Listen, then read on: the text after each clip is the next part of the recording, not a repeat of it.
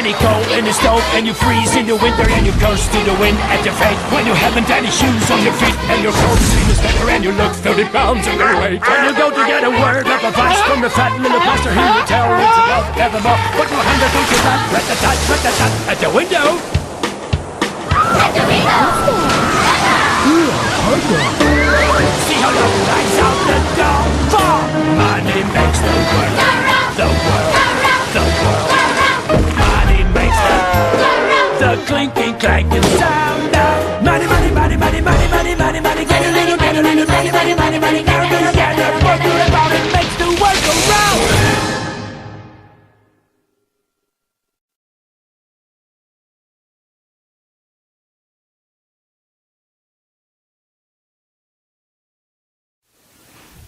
Muito boa noite, caros telespectadores do nosso programa Culturando. Estamos começando mais uma edição do nosso semanário, aqui veiculado diretamente dos estudos quem faz estudos é a gente, dos estúdios da Lagoa TV, para conversarmos um pouquinho com vocês sobre temas relevantes, temas atuais, temas polêmicos da nossa sociedade, mas sempre buscando alcançar real entendimento sobre os aspectos, né? Nós não gostamos aqui no programa de falar coisas por falar e nem mesmo de trazer discursos que sejam clichê ou que agradem ou que façam um afago no ego da opinião pública, que às vezes não é... às vezes negligencia alguns fatores. A nossa proposta aqui no Culturando é refletir sobre questões, né? Refletir de uma maneira séria, com compromisso, mas também de uma maneira leve, de uma tocada mais jovem, que possa ser acessível aos nossos telespectadores, né? Hoje contamos né? Contamos com a presença do nosso companheiro Emerson, não temos convidados hoje, né? Mas a presença do Emerson não é apenas, isso eu afirmo para vocês com toda certeza. Então, boa noite, Emerson, seja bem-vindo. Boa noite, Rômulo, obrigado mais uma vez pela oportunidade de dividir mesa contigo. Aos nossos espectadores também, boa noite. Espero que vocês gostem do programa de hoje também, né? Hoje nós vamos abordar um tema que ele tem sido rotineiro na maioria dos jornais, noticiários, né? Até resulta em discussões acaloradas, com discursos de vários gêneros, né? Que é a intervenção militar na cidade do Rio de Janeiro, no estado como um todo. Tentamos alguns contatos, né, Romulo? Mas as pessoas que a gente tinham seus compromissos, então, mas nós vamos tentar aqui demonstrar então e conversar com vocês acerca desse tema, e a gente pede desde já que através das redes sociais, né, vocês colaborem, né, com o nosso assunto de hoje, com o nosso tema. Mandem as suas opiniões, mandem sugestões, né? Então, mais uma vez aqui no Culturando, né? E vamos dar sequência ao assunto, né, Romulo? Nós separamos alguns vídeos de forma mais simples, nem tanto tão didática, nem tanto tão jurídica, técnica, né? Que um meio que vocês entendam do que trata o assunto e que vocês possam conversar conosco. E a nossa ideia, né, Emerson, é sempre buscar ouvir vocês. Pessoal, estou mexendo no celular aqui, mas é que eu estou postando coisas para vocês no Facebook. A nossa ideia é ouvir vocês, é dialogar com vocês e ouvir o que a população tem a dizer, para que a gente possa trocar essas informações, ver o que Lagoa Vermelha e os nossos telespectadores em geral, mas mais em Lagoa Vermelha, que é o nosso núcleo, né, o que nos dizem sobre essa intervenção militar constitucional. É uma intervenção ocorrida pela primeira vez desde a redemocratização do país, em 88. Né? Então, é um evento histórico, com certeza, né? E que tem duas faces, né? dois pontos de vista, né, daqueles que são contrários, por entender que daqui a pouco pode ocorrer algum problema de violação de garantias constitucionais. Alguns chegam a dizer que a preparação de um terreno para a implementação... Guerra civil, né? E de uma guerra civil também. De uma guerra civil ou da implementação de um regime militar, enfim, de um regime não constitucional, seja ele de que origem for. E aqueles que entendem que é uma medida importante para a segurança do Estado do Rio de Janeiro, que estava sucateado, está na mão, o Estado como um todo, é o que a gente tem visto nos telejornais e impressos também, o Estado está realmente numa situação periclitante em termos de segurança, porque foi, de certa forma, tomado pelo crime organizado, pelas ações criminosas. Então são pontos, né, Emerson, dessa dicotomia. E que causam, de fato, várias divergências, Rômulo. Eu acho que nem tanto por discursos sem razão.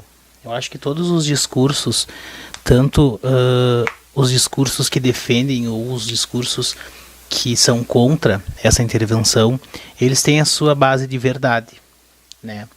Porque mexe com a insegurança de cada um. Então mexe com o teu dia a dia, mexe com o dia a dia da tua família. Não tem como você tirar do teu lado pessoal, do teu dia a dia, a questão da segurança, né? Então eu acho que as pessoas que talvez entendam que seja necessário, que vá ser eficaz, elas tendem a proteger a si e aos seus, né? Já os estudiosos, eles vão dizer que que essa intervenção vai contra ao Estado democrático de direito em si, né? Então, e vai de contra ao que os princípios tentam garantir a todos os cidadãos, e o risco, né, de se gerar uma violência maior, de se ter essa guerra aí, é o que sustenta o discurso dos estudiosos. Eu estava dando uma olhadinha, tem uma estudiosa, eu não lembro o nome dela, que ela afirma que, de certa forma, essa intervenção ela pode causar um aumento generalizado do comando do PCC, né? Que vai fazer com que se alastre pelo país. Eu tive uma diáspora, vamos dizer assim. Exato. Que eles se espalhassem, saíssem daquele núcleo para outros núcleos. E eu até, de forma que você para pensar, de certa forma, eu também concordo com o posicionamento dessa pensadora, porque a partir do momento que você começa a fechar o cerco nos grandes centros, o que resta para eles é sair. E geralmente eles se vão para cidades pequenas, para cidades menores. As cidades interioranas, elas não têm um aporte de segurança tão grande. E isso acontece,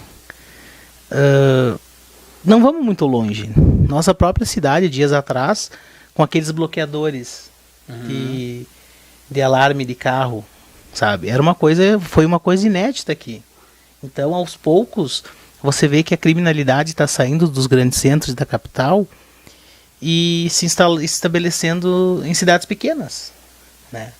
Então eu acho que essa medida pode ser, de fato, Romulo, muito eficaz a curto prazo para a cidade do Rio de Janeiro. Para o Estado também. Para o Estado do Rio de Janeiro, né? A curto prazo. Só que não se vai ter essa intervenção para sempre. Ou se vai? Essa é que é a questão, né? Entende? É que nem o governo do Getúlio Vargas, era para ser provisório, durou 15 anos. Então, assim, eu acho que a questão de segurança, ela pode minimizar, como eu falei, só que ela merece medidas maiores, ela merece uma atenção maior. Segurança pública merece, em verdade, investimento em políticas públicas. Só que o investimento em políticas públicas, ele é algo que emana tempo. E é isso que a população não entende, ou as pessoas assustadas, né, não conseguem compreender. E também o fato de ser a longo prazo e ser custoso também, né? E eu sempre defendo que só vai haver uma espécie de mudança quando se de fato investir em educação. É o meu ponto de vista, né? Defendi em vários trabalhos isso. E eu não consigo ver uma mudança paliativa sendo eficaz a um longo prazo. E para mim a grande prova disso, voltando também ao Rio de Janeiro, são as UPPs. Num ponto de vista mais minimalista, o PP serviu para armar bandido. Foi o contrário. E a ideia era tornar o Estado presente naquele ponto em que ele estava ausente. Exato. Mas há muitos, Emerson, problemas nessa natureza. Por que alguns projetos desse tipo não deram certo? Penso eu na minha ignorância. Algumas pessoas envolvidas nesse processo, representantes que seriam do Estado, se vinculam ao crime organizado. Alguns são muito poucos, são raros, né? Mas eles acabam prejudicando toda a estrutura, porque aí você tem legitimamente um estranho no ninho, né? E as coisas não têm como funcionar. Como se diz aqui no interior, tu coloca a raposa para cuidar do galinheiro. Para cuidar do galinheiro. E aí é aquilo que tu fala. Então você soma um quadro de falta de investimento em educação, em saneamento básico, em qualidade de vida. Porque vejam, o crime se prolifera nesses ambientes onde há a ausência do Estado, mas não do Estado repressor, mas do Estado enquanto estrutura. Então o crime eminentemente se reproduz, se fortalece nessas comunidades mais pobres. Onde não há presença do Estado. E aí eu vejo também, Rômulo, muitas críticas no que tange a isso em relação aos direitos humanos, sabe? Eu fico muito...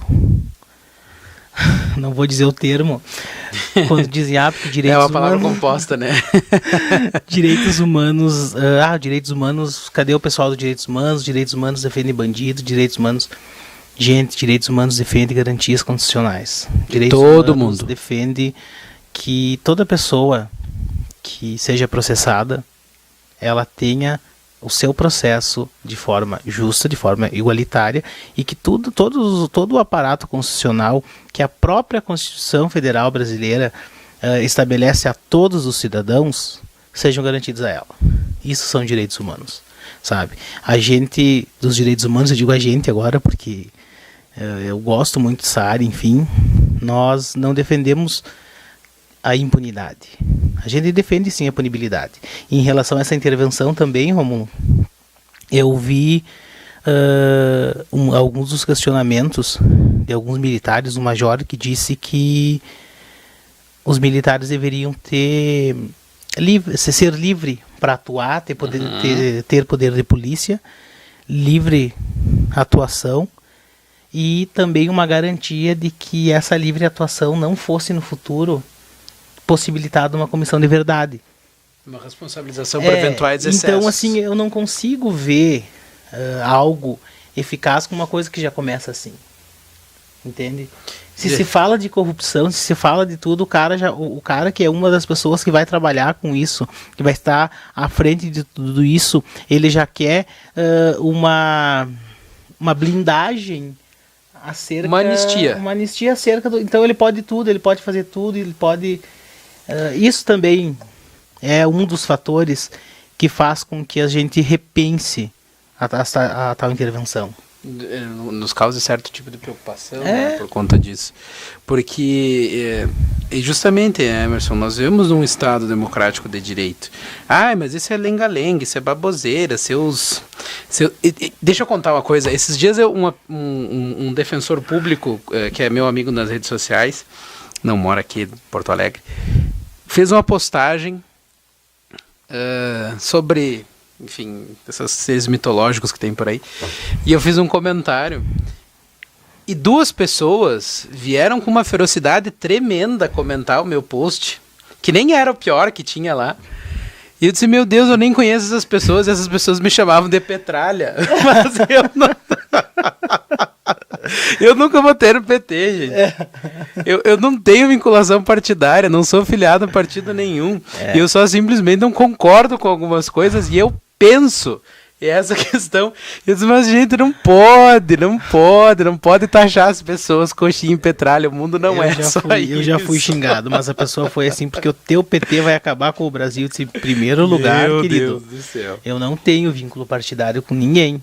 Eu critico o que eu quiser, o que eu quero criticar, e o problema de eu falar o que eu falo, o problema é meu. Se você não concorda, me exclui. E não esteja por isso excluir, bloqueei. E acabou. Mas o que Vamos eu dizia... passar os vídeos, Romulo. Já só concluí o raciocínio. Então, nessa perspectiva de Estado democrático de direito, nós temos regras, essas regras precisam ser seguidas para que não se cometam excessos. São garantias de que essa intervenção, essa medida excepcional, ela venha em favor do povo. E não, de certa forma, em prejuízo dele, porque o nosso Estado ele trabalha com divisão de poderes, com equilíbrio. Nós não podemos dar um poder total e uma anistia antecipada a quem Agora quer que tu falou em divisão de poderes, eu não ia falar isso. Agora, pelo menos. Mas tu viu que criou-se, nas últimas horas, um ministério, né? Da Segurança Pública, ministro Torquato Jardim, acho que vai ser o ministro... Raul Jungmann, que era o ministro da Defesa, é isso aí. E esse ministro, esse ministério aí vai ser responsável, até eu anotei, pela Polícia Federal, pela Polícia Rodoviária Federal, pelo Departamento de Penitenciária Nacional, pela organização e manutenção da Polícia Civil, dos Bombeiros, da Brigada Militar, dentre outras coisas. É quase uma federalização das polícias, né? Ele é militar, né? Segundo uma rádio que eu vi hoje pela manhã, não é uma rádio local, é uma rádio de São Paulo, um porta-voz do governo foi entrevistado e dizia que a ideia era fazer com que as polícias interagissem, conversassem entre si para a obtenção do melhor resultado. A princípio até é uma ideia interessante, mas nós temos que ter cuidado, né? Principalmente quando medidas são tomadas nesse tipo de cenário, né? E sem o debate... E assim, Romulo, né? o que eu volto a afirmar, geralmente essas medidas, esse expansionismo do direito penal que a gente sempre menciona, ou essa criação de leis, ela se dá em momentos específicos. E você pode perceber, ela se dá em momentos que antecedem eleições.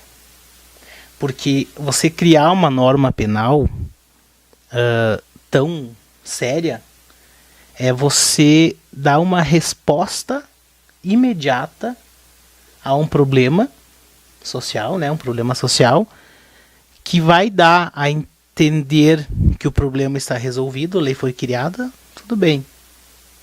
Só que no futuro isso não vai acontecer. Isso no futuro ele não vai ter a eficácia. É uma medida, entre aspas, simples para um problema complexo. É o que a gente chama de direito penal simbólico. Eu estudando o que a gente chama de direito penal simbólico. Então, é só parar para analisar. Tem alguma medida que seja brusca a ser tomada, ela vai acontecer em momentos antecedentes à política. Ela vai, sabe? E aí eu li uma reportagem esses dias, intervenção militar não é campanha eleitoral. Até porque não é democrático, né? Então, nós temos alguns vídeos separados, né? Providenciados para enriquecermos o nosso assunto, né? Porque botamos 2 papagaios aqui para falar. Nós vamos então assistir um vídeo introdutório, né? Sobre a intervenção em si. A intervenção já está valendo e vai até o dia 31 de dezembro. O decreto foi assinado de tarde, numa cerimônia no Palácio do Planalto. A partir de agora, o comando da Segurança Pública do Rio passa das mãos do Estado para um interventor militar, o general Braga Neto.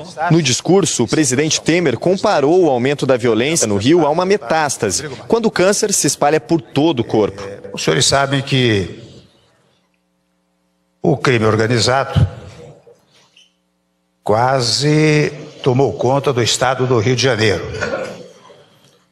É uma metástase que se espalha pelo país e ameaça a tranquilidade do nosso povo. Por isso, Acabamos de decretar, neste momento, a intervenção federal da área da segurança pública do Rio de Janeiro. O chefe do Gabinete de Segurança Institucional disse que a intervenção federal não representa nenhuma ameaça à democracia. Eu gostaria de lhe dizer uma coisa como soldado, como militar que fui a minha vida inteira. As Forças Armadas jamais foram ameaça à democracia em qualquer tempo desde a redemocratização. A ameaça à democracia é a incapacidade das estruturas policiais, que são competências dos estados, não poderem cumprir suas tarefas. Isso sim. Na reunião que definiu a intervenção na segurança do Rio, o pedido inicial do governador Luiz Fernando Pezão foi pela garantia da lei e da ordem, ou seja, mais um reforço das Forças Armadas. Mas a condição do governo federal para ajudar foi a mudança no comando da segurança pública. As negociações entre Rio e governo federal começaram logo depois do Carnaval, quando Pezão admitiu que errou no planejamento da segurança do evento. Mas o martelo só foi batido na noite desta quinta-feira. Num pronunciamento em rede nacional, o presidente Temer disse que a alternativa surgiu do diálogo e que a atuação do governo será dura. O governo dará respostas duras, firmes e adotará todas as providências necessárias para derrotar o crime organizado e as quadrilhas. Não podemos aceitar mais passivamente a morte de inocentes. O ministro da Defesa, Raul Jungmann, deixou claro que as Forças Armadas vão agir, mas não têm e não vão ter poder de polícia. A ordem jurídica permanece a mesma, ou seja, as Forças Armadas não detêm poder de polícia. Elas não passarão a deter esse poder de polícia. O poder de polícia repressiva, ostensiva, judiciária, permanece com as polícias de forma absolutamente inalterada. O general nomeado como interventor na segurança do Rio de Janeiro está no Exército há 43 anos. Atualmente ele é o comandante militar do Leste, que é o braço do Exército no Rio de Janeiro. Walter Braga Neto prometeu integração entre as forças de segurança. É a primeira vez desde a Constituição de 88 que um general do Exército assume o mais alto da carreira. É doutor em Política, Estratégia e Alta Administração pela Escola de Comando e Estado-Maior do Exército. Possui cursos de operações na selva e de emprego de blindados. E foi observador militar durante a missão de paz das Nações Unidas no Timor-Leste, país do Sudeste Asiático. Braga Neto nasceu em Belo Horizonte, mas faz tempo que conhece os problemas do Rio de Janeiro. Foi um dos responsáveis pela coordenação da segurança da Olimpíada em 2016 e naquele ano assumiu o Comando Militar do Leste. Assumo o Comando Militar do Leste! Onde chefia 50 mil militares no Rio, no Espírito Santo e em Minas Gerais. O desafio agora será tomar conta também dos mais de 50 mil homens das polícias do Rio. Em entrevista ao RJTV, o secretário de Segurança, Roberto Sá, afirmou que não havia mais o que argumentar. Quando nós conversamos, a medida já estava tomada. Roberto Sá disse que logo entregou o cargo. O novo gestor poderá colocar outra pessoa para continuar conduzindo os trabalhos com as polícias, colaborando. Isso é uma decisão a ser tomada pelo novo gestor. Roberto Sá assumiu a Secretaria de Segurança em outubro de 2016, logo após a saída de José Mariano Beltrame, o secretário que mais tempo permaneceu na função. Nos últimos 11 anos, ele sempre esteve à frente. Muito bem, então. Acompanhamos esse primeiro vídeo que nos dá algumas noções introdutórias da intervenção militar constitucional. Constitucional porque é assim que ela é chamada, né? Em que é não só a presença das tropas no estado do Rio de Janeiro, né, mas é a assunção do controle e da administração dos órgãos de segurança pública, incluindo o sistema carcerário, polícia militar. Não tenho certeza agora se envolve polícia civil também, agora me surgiu uma dúvida, corpo de bombeiros, enfim. Então é a gestão pela União daquela competência que seria do Estado. Rômulo, tem um questionamento de uma pessoa que está nos acompanhando, do Elton, da Rosa Pedroso. Obrigado por estar nos acompanhando, Elton. Ele diz, no ponto de vista de vocês perante o caos, o que vocês fariam? Que ideia surgiria para resolver o momento de agora, o caos? Assim, Elton, como eu havia falado no início, não existe talvez um meio ou uma forma imediata de resolver isso aí, né? O meu ponto de vista vai ser sempre o mesmo. Eu sempre defendo que tenha investimentos do Estado em relação à infraestrutura, à educação, a políticas públicas, de forma geral. E isso emana tempo, né? Então eu não viria de imediato uma solução, e também não digo que a que está sendo tomada seja errada. Como eu falei, a sensação de insegurança é o que leva as pessoas a defenderem tanto isso aí. Só que essa intervenção, aos moldes do que ela está se tornando, pode virar um regime autoritarista, né? E num regime assim, nós, por exemplo, não estaríamos aqui conversando tão abertamente sobre isso com vocês. Então, acho que respondi a tua pergunta. Eu não vejo uma solução imediatista de agora. O caos se instaurou. Há de se entender que esse caos não é de hoje. Isso é um processo histórico. Então, não se tem como mudar um processo histórico de mais de 30, 40 anos em 2 anos, 3 anos, 4 anos. Não tem, né? A solução, então, é igualdade e educação, né? Igualdade, educação, infraestrutura. Esse é o meu ponto de vista. Com relação à tua pergunta, Elton, que bom que tu participa conosco, e é isso que a gente espera dos nossos telespectadores, né? Que interajam conosco, até aproveito a tua mensagem, o ensejo daquilo que tu nos diz, para convidar, né, os telespectadores que mandem aí, se quiserem fazer pela rede social ou também através de Torpedo e o WhatsApp. Nós temos o número da rádio, que é o 999514478. Podem mandar sua pergunta, sua manifestação, seu questionamento. Claro que sempre primamos pelo respeito, nós tratamos as pessoas com respeito e esperamos ser tratados com respeito também, tá? Então, interajam conosco, com certeza será uma coisa muito proveitosa. Em relação ao teu questionamento, Elton, eu, assim como o Emerson havia falado, a questão não é a intervenção em si.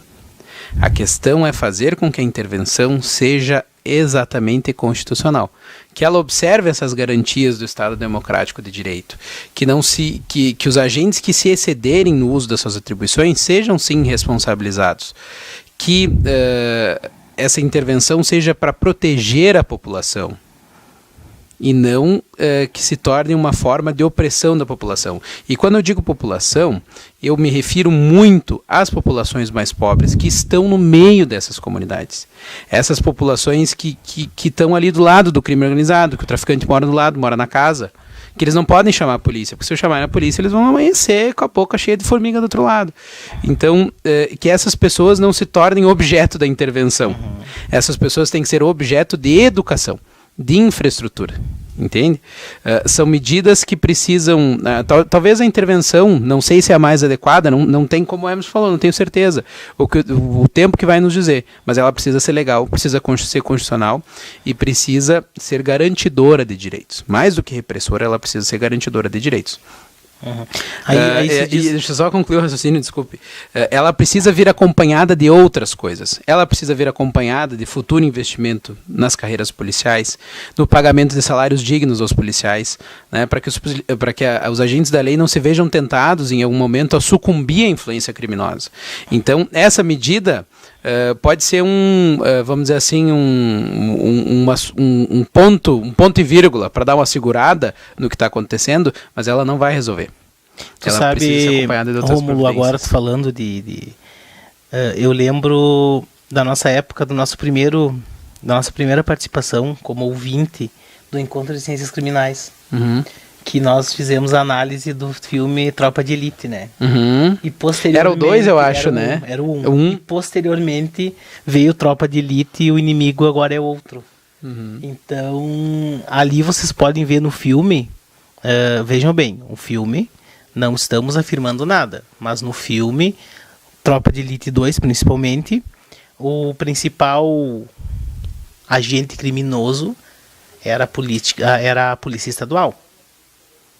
daquele estado onde era rodado o filme, entende?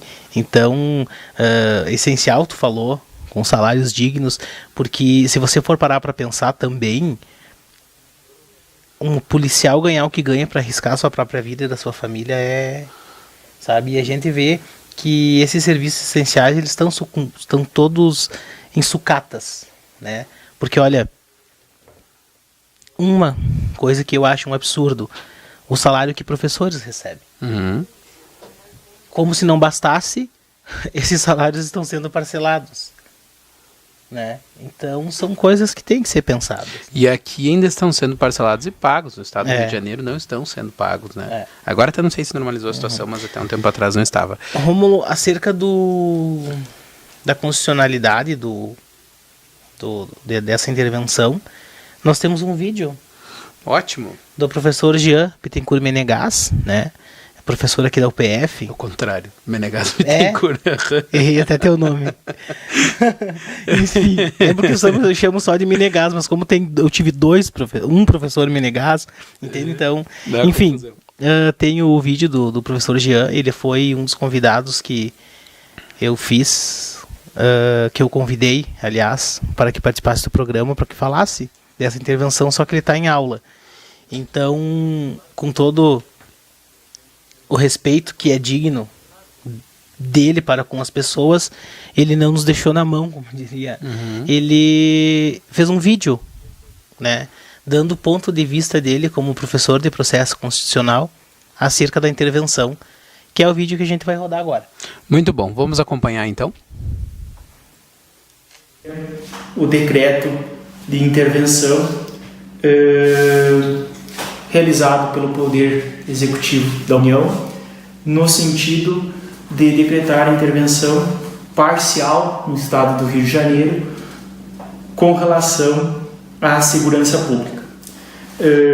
Inicialmente, gostaria de destacar que é de competência do Presidente da República decretar a intervenção. Tá? Isso aí vem previsto na nossa Constituição, no artigo 84, e também importante destacar que no artigo 34 também possibilita a intervenção em decorrência do grave comprometimento da ordem pública. Então, a questão da competência, o decreto ele preenche o requisito da competência. No entanto, fazendo uma análise do decreto, a gente vê alguns vícios que o tornam inconstitucional no nosso entender. O primeiro deles se refere à questão da motivação, ou seja, da fundamentação. Todo ato administrativo ele deve ser fundamentado. E o decreto ele apenas decreta a situação, a intervenção, situação de intervenção, no entanto não fundamenta quais os motivos que levaram a comprovar a grave comprometimento da segurança pública. O decreto não fundamenta seus requisitos. E isso seria a primeira inconstitucionalidade do decreto. Semana passada é bom destacar que o Congresso Nacional, através da Câmara de Deputados e também do Senado, aprovaram o decreto de intervenção. E isso foi aprovado por ampla maioria, tanto da Casa do Câmara dos Deputados quanto do Senado. No entanto, essa questão da constitucionalidade ela pode ser analisada tanto no controle difuso, ou seja, numa ação própria de qualquer um dos cidadãos, como no controle concentrado de constitucionalidade. Então, a primeira inconstitucionalidade seria a falta de fundamentação. A segunda inconstitucionalidade, no meu ver, e que vem sendo também debatida aí no mundo jurídico, é no sentido de que esse decreto, antes de sua edição, ele deveria ter sido aprovado pelo Conselho da República e também pelo Conselho da Defesa, conforme o artigo 90 e 91 da Constituição Federal. Então, o Presidente da República deveria levar a questão da intervenção antes a uma deliberação do Conselho da República e do Conselho de Defesa, para sim depois editar esse decreto. e isso não ocorreu.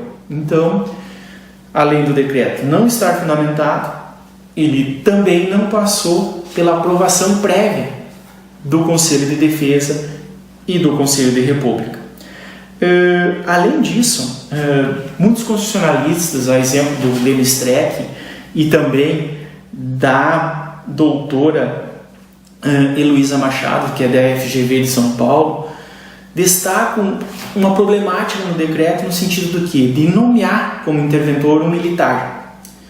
A intervenção realizada pela União no Estado do Rio de Janeiro, ela é de ordem civil, ou seja, ela está submetida à jurisdição constitucional e também a todos os princípios que envolvem o Estado Democrático de Direito. Então, o interventor tem que ser uma pessoa civil, no sentido, esse é o entendimento dos constitucionalistas, e que, trazendo uma intervenção militar, estaria sendo deslocada a competência da Justiça Estadual para a Justiça Federal, Justiça Militar, digo. Então, isso é bem delicado no ponto de vista dos constitucionalistas, que eles entendem que deveria a competência permanecer na jurisdição civil e não na militar. Então, o decreto ele tem essa falha que pode sujeitar a sua inconstitucionalidade. Também gostaria de destacar a questão da paralisação ou suspensão da emenda constitucional referente à reforma previdenciária. Esse é a maior discussão que está tendo no âmbito dos constitucionalistas, no sentido de que Temer já anunciou o presidente que vai suspender ou revogar o decreto de intervenção para que a Câmara dos Deputados e o Senado aprovem a reforma previdenciária. Isso é um absurdo, porque como tu vai justificar e tu decretou uma intervenção, vai suspender tão somente para aprovar uma reforma previdenciária? Chega a ser, isso aí é pacífico entre todos os constitucionalistas, no sentido de quê? De que isso é totalmente ilegal. Por quê? Não se tem uma paralisação da intervenção tão somente para atender interesses específicos do governo federal. Então, o decreto de intervenção ele é claro, a intervenção vai até o dia 31 de dezembro desse ano. Então, durante esse período, não pode ocorrer nenhuma emenda à Constituição Federal. Tá? Então, isso é um dos pontos que eu gostaria de destacar. Outro ponto também que leva à questão da discussão, também na questão do mérito, é uma manifestação do presidente da seccional do Fluminense, do Rio de Janeiro, o Dr. Felipe Santa Cruz, colocando da incapacidade estadual no que tange a segurança pública e também na questão de que as experiências com o Exército, nas últimas experiências, não tiveram êxito, ou seja, não foram adequadas. Então, o Exército no Rio de Janeiro, todas as ações, no entender da OAB, não surtiram o efeito desejado. A gente espera que, na verdade, esses vícios, no sentido de que não foi aprovado pelo Conselho de Defesa e Conselho de República, não há motivação no decreto, ele não especifica onde estariam o grave comprometimento da ordem pública, tá? Ele deveria especificar, nem que fosse questões fáticas que ocorreram no Rio de Janeiro, que a gente, infelizmente, a gente sabe pela imprensa, a gente não tem uma noção do que está ocorrendo no Rio de Janeiro efetivamente. Então, esses vícios, e com relação também ao pessoa nomeada aí como interventor, que poderia ser um civil, também se discute essa questão da competência. Lênin Streck até coloca que estariam sendo retiradas as competências do Ministério Público e até da Polícia Civil lá do Rio de Janeiro com essa intervenção. Então, isso é um ponto de bastante discussão no âmbito constitucional. Mas eu acredito que não ocorrerá essa questão, embora o meu entender, seja inconstitucional o decreto, ele não sofrerá uma declaração de inconstitucionalidade pelos órgãos, principalmente pelo Supremo Tribunal Federal. Primeiro, porque já houve uma manifestação do ministro Celso de Mello no sentido de que seria ato discricionário do presidente da República a essa intervenção. E também no sentido do que tem 2 casas legislativas que aprovaram essa intervenção de maneira praticamente com grande maioria de votos. Então, essa declaração de inconstitucionalidade dificilmente ela ocorrerá. No entanto, nós devemos ter em mente que essa intervenção, em momento algum, suspendeu qualquer direito do cidadão. Então, os direitos fundamentais e as garantias, elas têm a maioria de votos. Então, essa declaração de inconstitucionalidade dificilmente ela ocorrerá. No entanto, nós devemos ter em mente que essa intervenção, em momento algum, suspendeu qualquer direito do cidadão. Então, os direitos fundamentais e as garantias, elas devem estar sendo asseguradas pelo Estado, no caso, pelo órgão interventor hoje, que é o Exército, e também pelos demais entes que realizam a segurança pública e que estão sendo realizadas ações em conjunto. Então, todos os direitos e garantias, eles devem ser preservados e observados pelos órgãos interventor. Então, essa questão, em hipótese alguma, nós podemos suspender direitos e garantias fundamentais, tá? Nessa questão da intervenção federal. Então, eles devem ter o cuidado e devem ter toda a questão das garantias do devido processo legal, da ampla defesa, do contraditório, do princípio da inocência. Então, todas essas garantias, e principalmente da individualidade da pessoa humana, princípio constitucional aí que nós temos, e da liberdade de imprensa, também devem ser resguardados durante esta intervenção. Então, seria esta a minha contribuição para o programa, e espero ter ajudado aí a colocar um pouco de críticas ali que nesse ato do governo federal aí, que pode ser amplamente discutida pelos debatedores de hoje. Obrigado.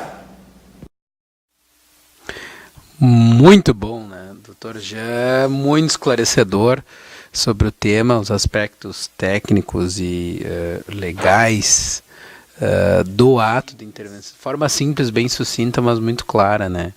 Então, tem uma série de problemas aí, é isso que eu dizia fora do ar, né? É uma intervenção feita brasileira, ou seja, feita daquele jeito, sabe?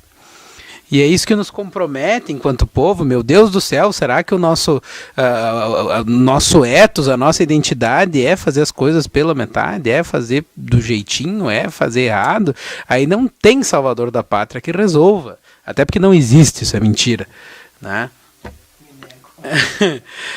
Então, isso que nos preocupa é as coisas serem feitas sempre de maneira periférica, né? Imediata, sem ser pensado. Talvez se esse problema tivesse sido enfrentado há 20 anos, há 30 anos, a realidade não fosse essa. Esse tema é discutido de 4 em 4 anos, há uns 10 anos.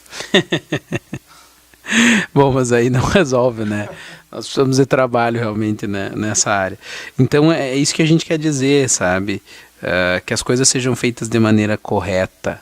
E quando as coisas são feitas dentro da forma correta, dentro da legalidade, elas se tornam legítimas. Essa é a questão de pano de fundo que nos preocupa mais. E acerca que eu falei no início, Romulo, que a minha preocupação maior ainda é o fato de esse cerceamento, esse cercamento das metrópoles. A minha preocupação maior não vou ser hipócrita, como tu disse, a diáspora, a migração, né, da capital para o interior, né, que é o que vai acontecer. Já está acontecendo, sabe? E as pessoas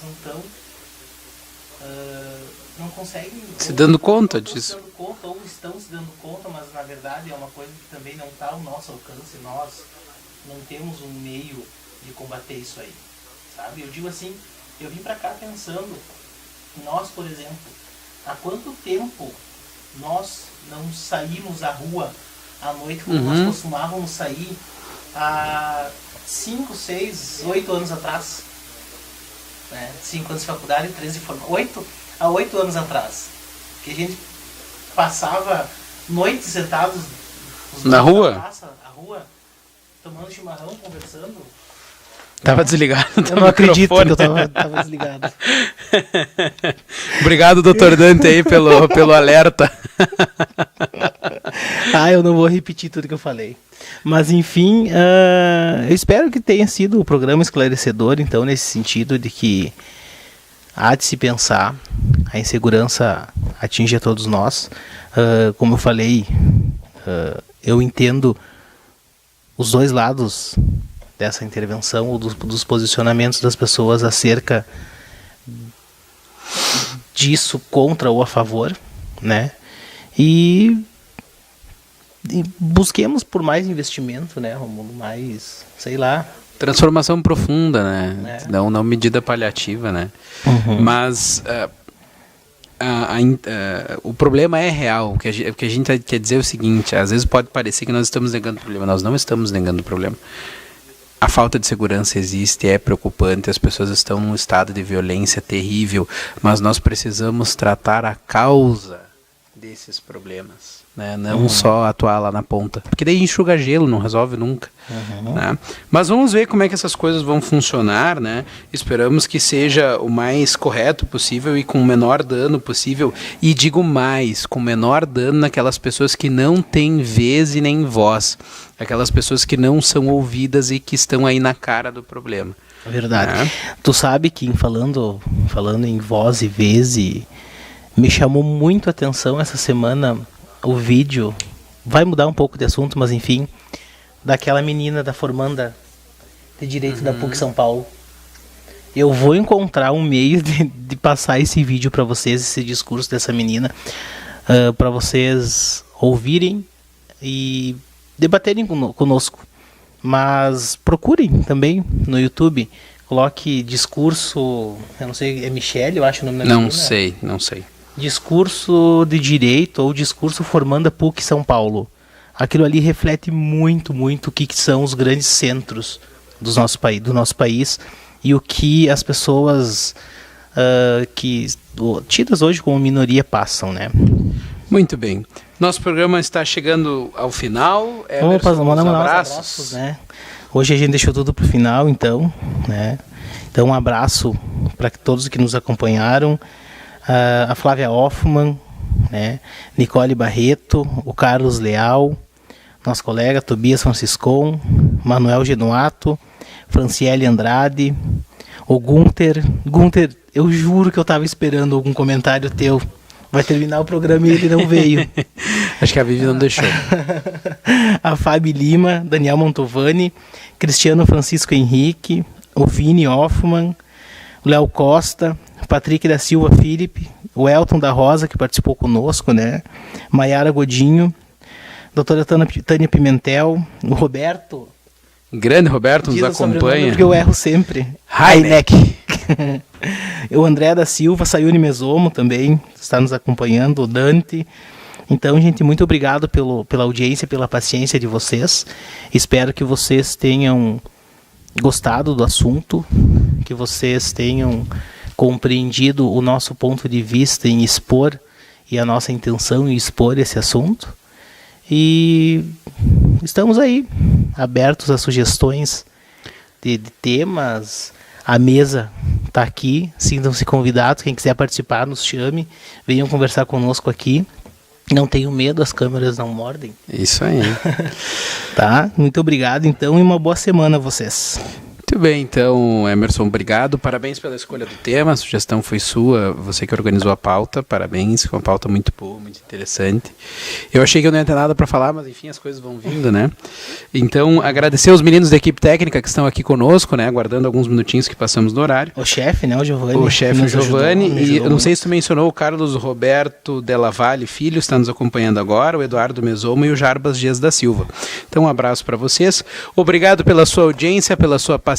Na próxima segunda-feira estaremos aqui de volta, se Deus quiser. Vamos debater esse assunto de maneira educada, respeitosa e num nível elevado, esse assunto aí que é importante para nossa realidade e para o nosso país. Deixa eu deixar registrado, Rômulo, o agradecimento ao professor Jean, né? Muito obrigado de ter o vídeo, foi muito esclarecedor, né? Muito obrigado e aguardamos você à mesa conosco. Muito obrigado, doutor Jean, um grande abraço e na próxima oportunidade que o senhor possa estar aqui conosco também. Então, uma boa noite a todos, até a próxima segunda-feira, se Deus quiser. Até mais. Boa noite.